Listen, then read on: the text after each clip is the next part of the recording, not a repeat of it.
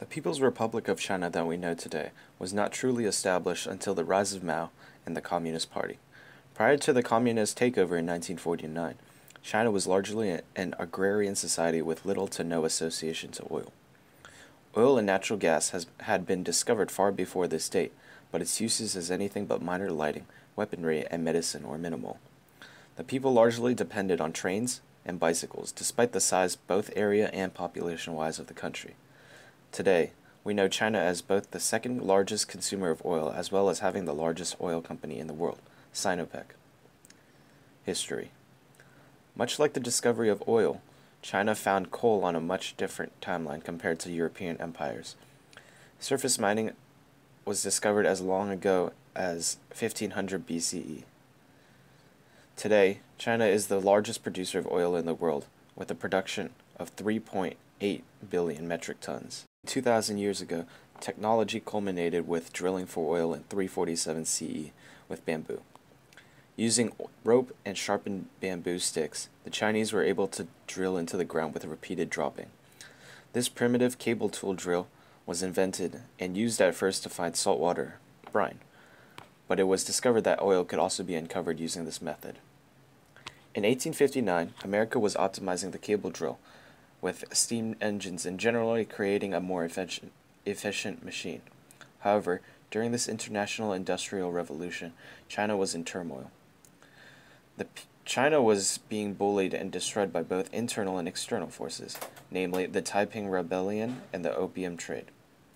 With economic and governmental chaos occurring within the borders, China was unable to advance their energy technology. Early endeavors to discover more oil in the ground by Standard Oil were unsuccessful as well, reinforcing the opinion that China was not an oil-producing country. The overthrow of the dynasty with the Republic of China in 1912 did not improve conditions either. Despite historic implications of the contrary, China was classified as an oil-poor country internationally until after the communist takeover. 1949 marks the year Mao took power. His socialist reforms proved to be successful as oil production increased. Several oil fields since then were discovered and exploited, such as those in Daqing, Jilin, and Sichuan. Enough oil was being produced in these fields to supply the domestic demand. However, even with increased production, China was unable to fully and safely meet the needs of the people by 1978. Today, the PRC largely imports its oil. As shown by the graph, this outside oil is largely sourced from the Middle East. With ever-increasing consumption, China will continue to push the limits of international output for oil. Consumption of oil in China. China is the second largest consumer of oil behind the United States, with consuming about 10 billion barrels of oil per day, and this number is projected to continue to rise.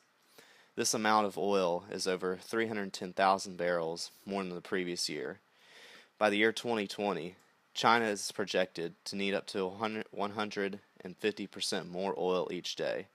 China's need for oil is growing 7.5% each day, over 7 times faster than that of the United States' need for oil. China's need for oil is expected to rise drastically, and they will soon account for about half of the global increase in the need for petroleum products.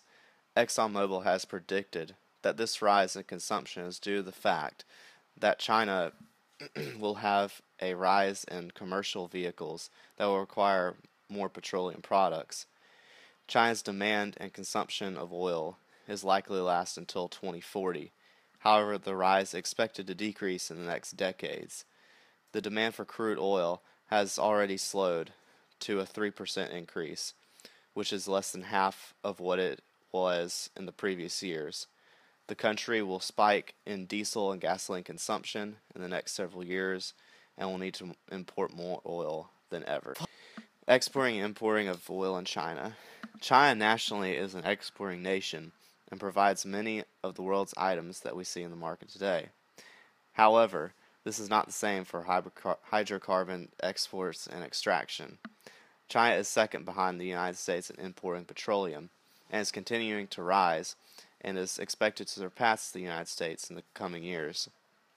China has a growing number of vehicles that require hydrocarbons. In 1959, the Daking oil field was discovered, and China quickly began to extract oil from that region. This field quickly declined and China was forced to seek other areas to extract oil. China quickly found other fields of oil in their country and began extracting them. They also exported oil to countries such as Japan in 1973 and also began offshore exploration. However, this short period of exporting for China began to close in 1985 when internal consumption began to rise quicker than the overall production within the country. In 1993, China became a net importer because the internal demand for oil exceeded the overall domestic production. Currently, the domestic oil reserves only provide for about two-thirds of the country, and the oil companies have predicted that by 2020, China will need over 600 million tons of oil. China, however, has begun to make plans for their oil reserves and that they have currently. The overall use of imported oil will leave them vulnerable to market fluctuations and more susceptible to international conflicts due to their heavy dependence on foreign oil. To combat this vulnerability, China is forming its national oil reserve base. China is implementing 3 different areas for reserve base. The first, which was built by Sinopec, which is the largest oil refining base in the country. Research and development into energy. Today I'll be talking about exploration and production, pipelines, and overseas investments in oil. With over 1 billion people and the world's largest population, China is one of the world's leading economies and a nation on the rise. Over 400 million people have yet to enter the middle class, and with all these people yet to enter the middle class, China will need lots of petroleum to meet their energy demand. China does not have nearly enough oil fields to meet the demand, so they import all their oil from other countries. The largest reserves in China are currently in the north and central parts of the country, in the Jungar and Tarim basins. The Jungar and Tarim basins currently produce most oil for China and the Midwest provinces.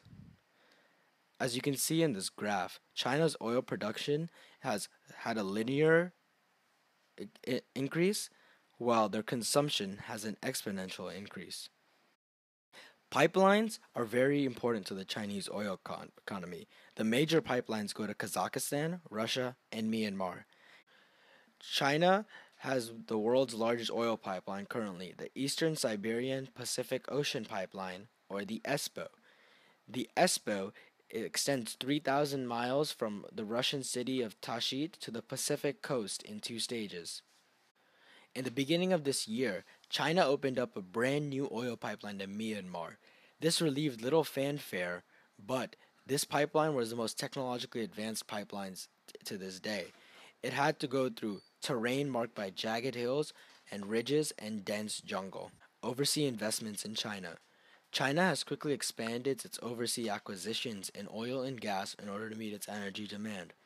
China's increasing independence on oil imports, the need for Chinese companies to develop technical expertise for their more challenging resources, and attempt to capture value upstream are key factors in driving Chinese national oil companies to invest in international projects and form strategic commercial partnerships with IOCs.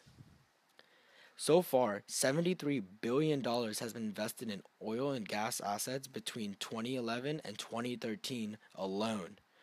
China's overseas acquisitions have grown from 1.3 million barrels a day to 2.1 million barrels a day.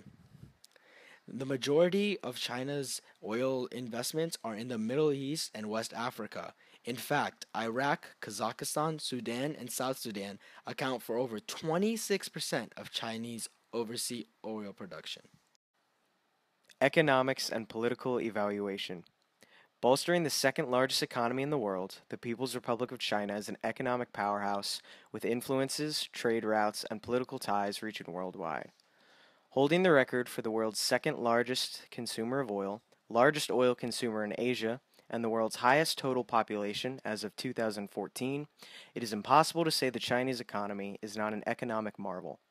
The efficiency and brute determination to succeed on the global playing field, seen by the People's Republic of China in the 21st century, can only be rivaled by the United States of America, Russia, and could even be compared to the efficiency of the late Roman Empire.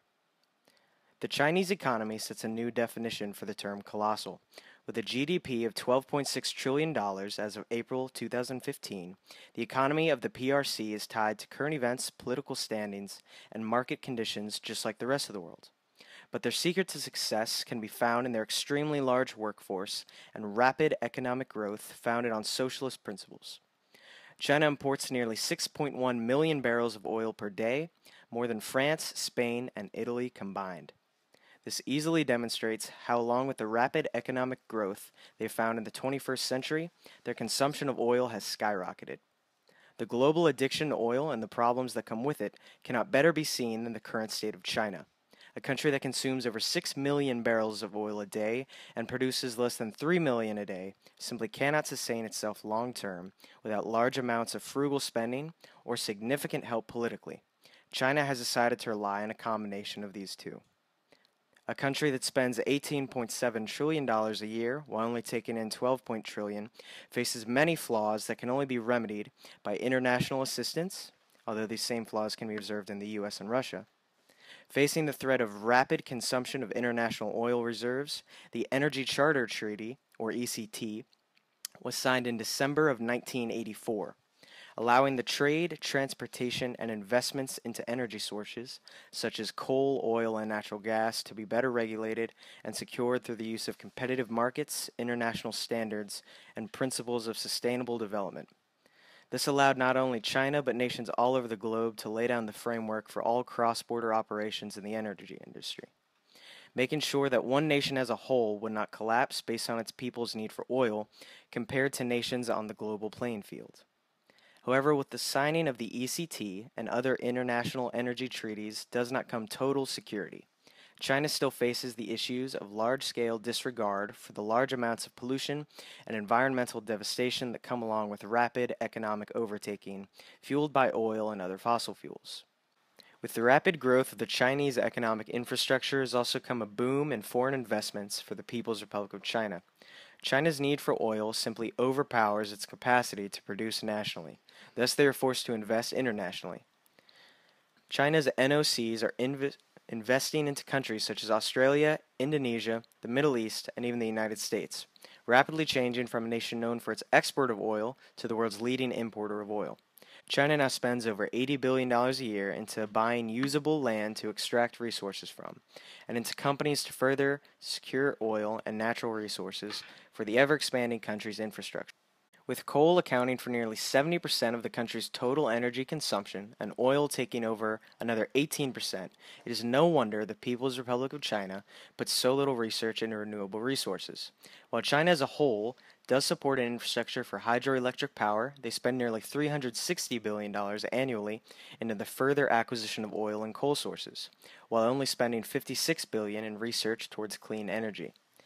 It is clear that China has allowed their rapid economic growth to affect their people, consumption rates, and infrastructure as a whole. What will only be seen with time is if they continue to invest this time and money needed into cleaning their energy consumption as they are now, or if they will put economic goals first as they have in the past.